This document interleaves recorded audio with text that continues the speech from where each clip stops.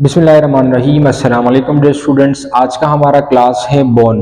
Bone क्या है, ये कहाँ कहाँ मौजूद हैं और इनका फंक्शन क्या है। बोन एक टाइप है कनेक्टिव टिश्यू की, जो कि एक फ्रेमवर्क बनाता है, एक ढांचा बनाता है एनिमल बॉडी का, और ये सपोर्ट प्रोवाइड करते हैं। और इसके साथ साथ ये वाइटल ऑर्गन्स जो कि सॉफ्ट टिश्यू होते हैं, सॉफ्ट ऑर्गन्स होते हैं, तो ये उसको सहारा प्रोवाइड करते हैं, ये उसकी प्रोटेक्शन कराते हैं। तो बात करेंगे कि बोन क्या है, ये कहाँ कहाँ मौजूद है और इनका फंक्शन क्या है। तो सबसे पहले bone is a connective tissue containing cells. ये जो है ये कनेक्टिव टिश्यू की एक टाइप है जो कि एनिमल बॉडी का फ्रेमवर्क बनाता है, जिसके अंदर डिफरेंट टाइप ऑफ सेल्स मौजूद होते हैं और वही सेल्स एक दूसरे के साथ मिलते हैं, एक दूसरे के साथ इंटरकनेक्शन बनाते हैं और इसी के नतीजे में बोन्स की फॉर्मेशन होती है। इसके साथ अगर हम देखें तो फाइबर्स भी इसके अंदर मौजूद होते हैं। मोस्टली कोलेजन फाइबर्स नज़र आते हैं बोन्स के बॉडी के अंदर। इसके साथ ग्राउंड सब्सटेंसेस भी होते हैं, यानी एक्स्ट्रा सेलुलर सब्सटेंसेस अगर देखा जाए, एक्स्ट्रा सेलुलर चीज़ें देखा जाए तो इसके अंदर सेल्स मौजूद होते हैं, कोलेजन फाइबर्स मौजूद होते हैं और साथ में ग्राउंड सब्सटेंसेस वो मौजूद होती है। It's extra cellular material contain collagen fibre. उसका जो एक्स्ट्रा सेलुलर इन्वायरमेंट होता है, एक्स्ट्रा सेलुलर स्पेसेस होते हैं, तो उसमें कोलेजन फाइबर ज्यादातर हमें नजर आते हैं। एक्स्ट्रा सेलुलर स्पेसेस वो स्पेसेस होते हैं जो कि सेल मेम्ब्रेन से बाहर वाले जो इन्वायरमेंट होते हैं। Let's say this is one cell and this is another one cell. So here a little bit spaces are present between one cell and another one cell, and this type of species is called what? These are called extracellular spaces. तो इस extracellular spaces के अंदर mostly collagen fibres मौजूद होते हैं और साथ में कैल्शियम साल्ट्स, मोस्टली ये दो चीजें यहाँ पर मोस्टली मौजूद होते हैं। जो बोन्स हैं ये डिफरेंट टाइप ऑफ सेल से मिलकर बने हैं। एक है ऑस्टियोब्लास्ट, दूसरा है ऑस्टियोसाइट्स और तीसरा है ऑस्टियोक्लास्ट्स। यानी तीन तरह के डिफरेंट टाइप ऑफ सेल्स होते हैं कि जो बोन्स की फॉर्मेशन करते हैं, बोन्स की साख्त को बनाते हैं, बोन्स की फॉर्मेशन में ये सेल्स इन्वॉल्व हैं। सबसे पहले what is osteoblast? It is responsible for bone formation. ये बोन्स की फॉर्मेशन के लिए रिस्पॉन्सिबल और जिम्मेदार सेल्स हैं।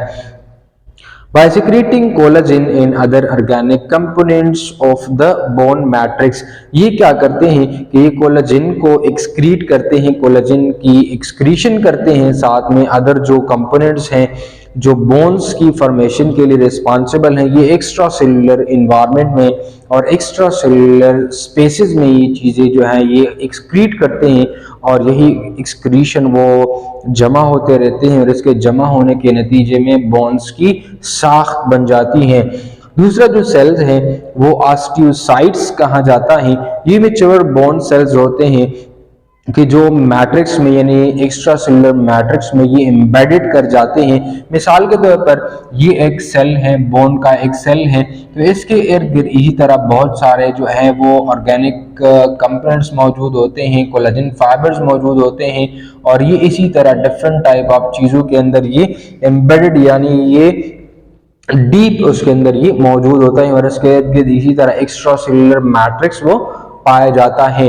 It maintains the bones daily function. और ये जो ऑस्टियोसाइट्स हैं ये एक्चुअली बोन्स के जो डेली फंक्शंस होते हैं, ये प्रोटेक्शन प्रोवाइड कराना, फ्रेमवर्क प्रोवाइड कराना, प्रोटेक्शन कराना, ये तमाम के तमाम फंक्शन में ऑस्टियोसाइट्स का इंपॉर्टेंट रोल है। थर्ड वन है ऑस्टियोक्लास्ट। ये ऑस्टियोक्लास्ट के जो सेल्स हैं ये लार्ज सेल्स हैं और ये मल्टी न्यूक्लिएटेड हैं। मल्टी का मतलब है मैनी यानी कई, और न्यूक्लिएटेड का मतलब ये है कि जिस सेल्स के अंदर न्यूक्लियस मौजूद हो तो उनके सेल्स को देखें तो उसके अंदर बहुत ज़्यादा न्यूक्लियस पाए जाते हैं और साथ साथ में ये लार्ज सेल्स होते हैं। बोन्स को अगर हम देखें तो इसके अंदर दो बुनियादी कंपोनेंट, प्रिंसिपल कंपोनेंट्स मौजूद होते हैं।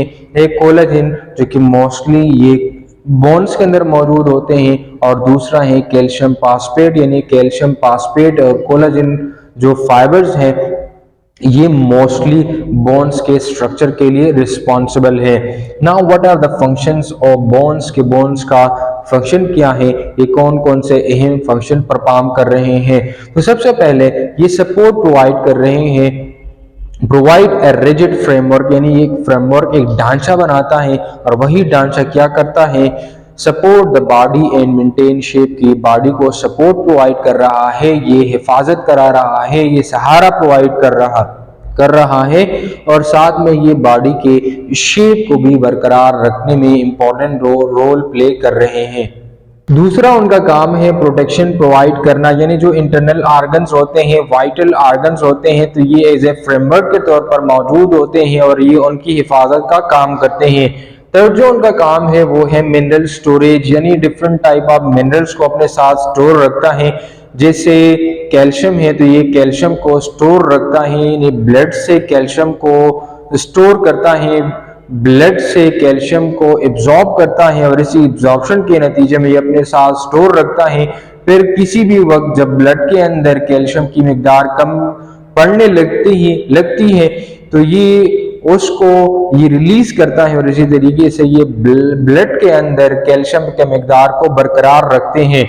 So it is a reservoir for essential mineral, ये एसेंशियल मिनरल्स को अपने साथ एब्जॉर्ब रखते हैं, इज ए रिजर्वायर के तौर पर ये काम करते हैं, जैसे कैल्शियम को स्टोर रखता है और ये फास्फोरस को भी स्टोर रखता है। नाउ ये जो बोन्स हैं ये एनिमल बॉडी के अंदर तो मौजूद होते हैं, तो ये इसके अंदर कुछ खराबी भी आ सकती हैं। तो कौन कौन से खराबी आ सकती हैं? पहला जो डिजीज है या जो खराबी है वो ऑस्टियोपोरोसिस कहलाता है, जिसमें बोन जो है वो कमजोर हो जाते हैं और इस कमजोरी की वजह यही होती है कि वो इसके अंदर कैल्शियम की मिकदार कम पड़ने लगती है और वो सॉफ्ट होना शुरू हो जाते हैं, जिसको कहा जाता है ऑस्टियोपोरोसिस।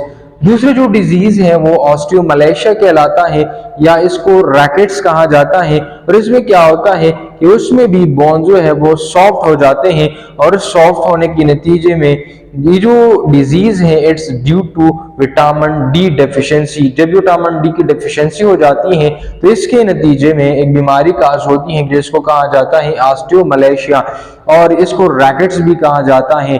तो ये बोन्स की कुछ ऐसी डिजीज हैं जिसकी वजह से बोन्स कमजोर हो जाते हैं और बॉडी के अंदर ये जो प्रोटेक्शन का काम कर रहे हैं, जो कि फ्रेमवर्क को प्रोवाइड कर रहे हैं, तो ये काम कर मुतासर हो सकते हैं।